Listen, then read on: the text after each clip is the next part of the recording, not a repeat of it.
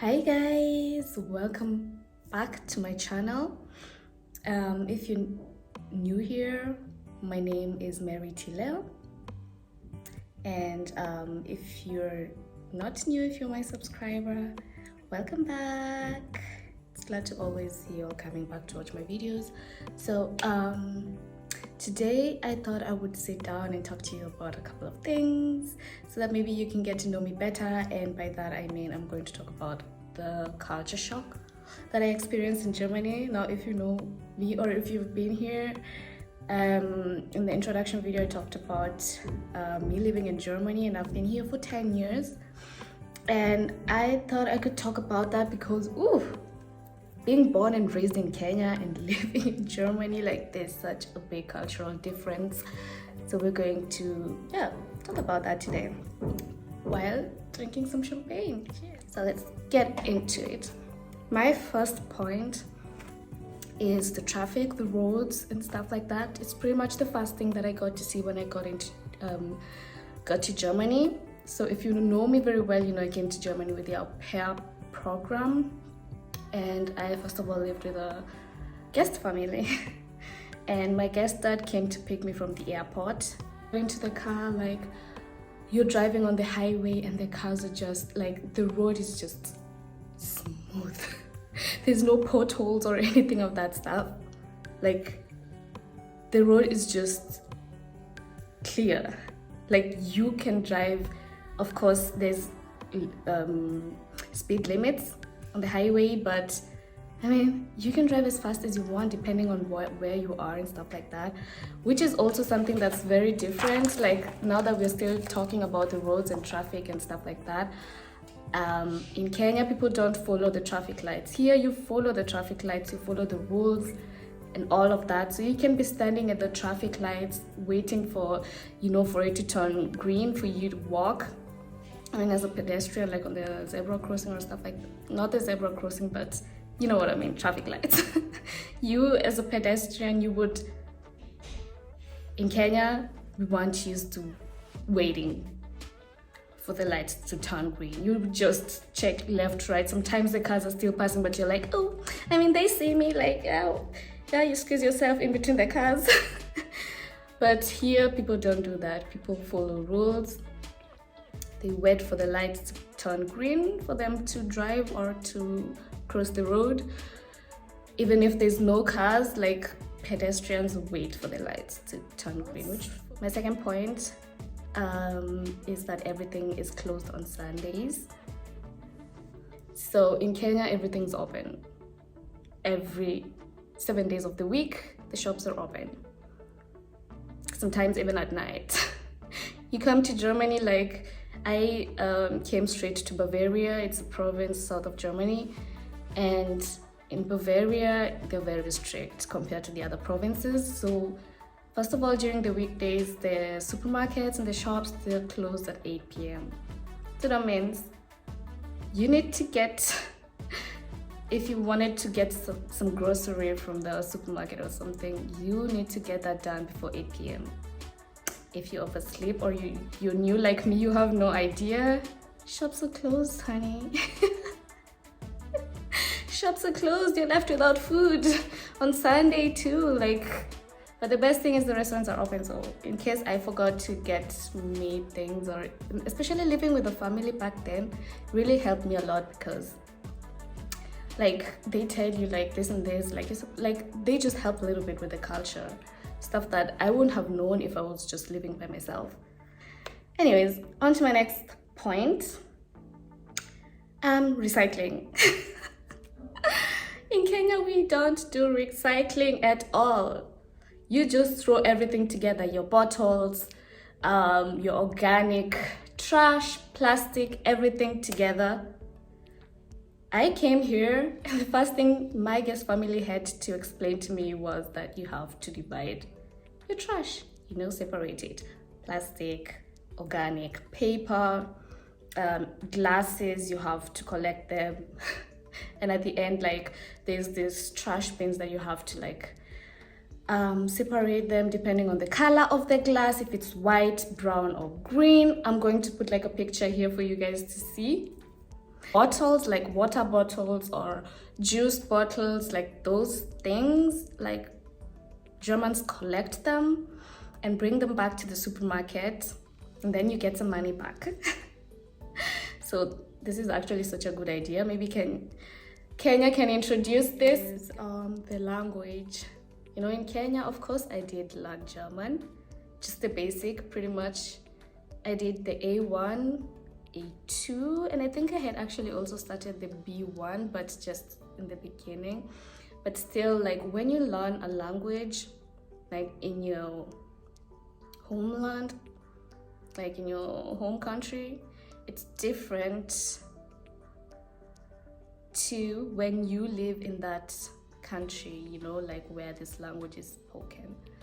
Because I learned German in Kenya and I was actually really good. I did the A1 exam, I passed. Oof, flying colors. I was I was the best in Kenya at that time of those people that did this exam. If I tell you I was the best, I was the best. Anyways, so of course I think, oh yeah, now this is good, now we can do this, let's go to Germany. And then here I am, I arrive, my family, like, we sit at the table, of course. Mary doesn't understand shit. Like, I just got to Germany on that day that I arrived, and my guest family had like prepared this small like dinner with the extended family, you know, with the uncle, like just everybody was there. First of all, for me, that was too much. We sit there at the restaurant, the extended family is there, including my guest family. They are speaking in German. Yeah, me thinking that, okay, yeah, you know, we can do this. German who? Hey, German is not your mother, honey. I sat there, I'm not understanding anything. Anyways, that was also a very big culture shock. It was such a big culture shock. Like, just to know that it's so different to learn a language in your country where you actually just don't speak about it. You just know the books and writing, but not really the talking. And then once you're in the country and then people talk, first of all, with the accent and all of this, it's so hard to understand. And yeah, the next point is smoking. When I got here, I felt like almost everybody in German smokes. You know, in Kenya back then, when I left Kenya in 2012. So, I mean, back then, I don't know if now a lot of people smoke. I don't think so, because I do go home sometimes to visit. But when you come here, starting from the young, like I'm talking about teenagers, to the old people, they smoke, and it's a lot. Like, I started working like back then, a year after my au pair program, and like there's people who would smoke like 2-3 packets of cigarette in a day. That was so shocking for me. And just anytime, anyhow, like just on the road, like it's so normal here to smoke. But yeah, I had to get used to that too. Right now, now that I'm talking about it, I realize that back then it really disturbed me, but now I'm so used to it that I don't even notice when people smoke, which is anyways. Another point is tipping in restaurants. In Kenya, at least back then, we actually barely tipped in restaurants. I don't remember tipping in restaurants. And maybe it's also because I barely paid for any of my food. I just used to go with my mom. I was also really young, like 18, 19 years old. I wasn't even working. But I don't think my mom tipped. Like, it wasn't so common. I don't know if it's common now. If you do know, like, maybe you can let me know in the comment section below. But here, I have a feeling like it's like a must you tip. It's not as bad as in the US, where like you have to like tip a certain percentage of what you eat, like you consumed. Here it's like, okay, like people just round off, you know, depending on how much it, like for example, if you consume like 23 euros and 50 cents, like you round it off to 25 euros or something like that. So, which is like, I don't know, if you're not used to tipping, sometimes that might come off like a little bit too much, especially like I also used to transferring everything to Kenya shillings. You know, you come here, you have like, you hear, okay, what, you tipped like 3 euros, that's like over 300 Kenya shillings. That's a lot of money. You know what you can buy with that? And yeah, people are so used to tipping here. Now I actually am also really used to tipping. Even like when I go to Kenya, I'm also like, you know, I tip because I'm so used to that. And yeah, but also depending on the service as well, you know. Of course, here people don't always tip. It also depends on the service you get. If you don't get a good service, you don't tip. It's just that. Anyways, next thing is okay, this sounds really funny. The supermarkets, or just the grocery stores, or the drugstore, just the supermarkets, just that kind of thing. The first time I went to the supermarket, I can't even remember if I was alone or not, but something that just shocked me was, you know, in Kenya, you go to the supermarket, it's like this leisure thing. Now you just walk slowly, you just not putting the things in your trolley, you know, just walking, leisure. You get at the cashier and they just, you know, scan your things. There's even like extra workers standing there ready to pack your groceries, you know, in actually different bags depending on what you buy. Like, you know, if there's cold stuff and, you know, stuff like milk and stuff like that, yogurt, put them in a bag. You know, if it's like flour and stuff, in another bag. Nah, like you get all the service you can get. Come to Germany, honey. I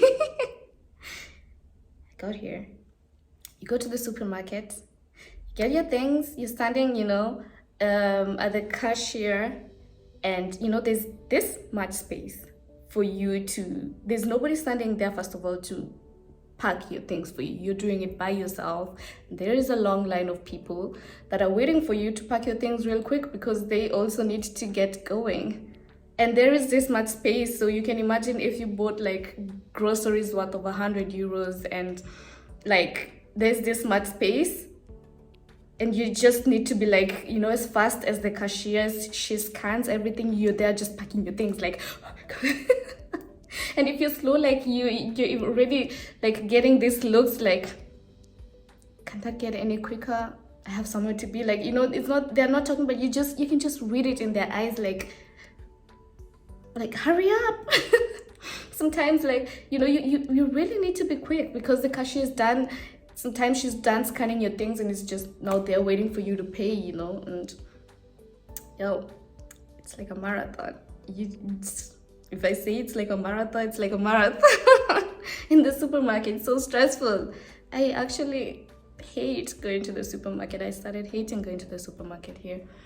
And now on to my, I think, last culture shock, accommodation. So with accommodation, I mean, like, you know, getting an apartment and stuff like that. Hunting for an apartment in Germany, it is so complicated and so different from what I knew back in Kenya. You know, in Kenya, you just go, you get an apartment, okay, good, here is the down payment, you pay that and you're done. Like, there's no all of this, I don't know. Sometimes people even get into an apartment without even a contract. I don't know. Like here, you look for an apartment online, you call 1,000 apartments.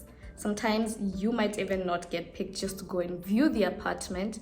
Once you get picked to go and view the apartment, there's like 10 other people who are also viewing the same apartment, sometimes even more than 10, depending on which area that is. And even after viewing this apartment and after giving telling them that you like the apartment, you would like to have it, you might not as well get it. And while viewing the apartment, you also bring all of these documents with you, like showing what kind of job you do, what do you earn, how long you've been, like, just so that they can be sure that you're capable of paying the rent. And anyways, those are just some of the cultural shocks that I experienced here in Germany that just took me a little bit aback, It's just one of the few. There's so many cultural shocks I've experienced here, but just so that this video doesn't get long, let's stop it right here. If you're watching actually and you're new here and you haven't subscribed, please after this go and subscribe to my channel, guys. Don't, like I said, this is just my experiences. Yours might be different, but yeah, if you have the same experiences also, let me know down below so that I know, okay, like I'm not alone. I'm not the only person who thought that way. So yeah, thank you for watching, guys. I love you. Stay blessed.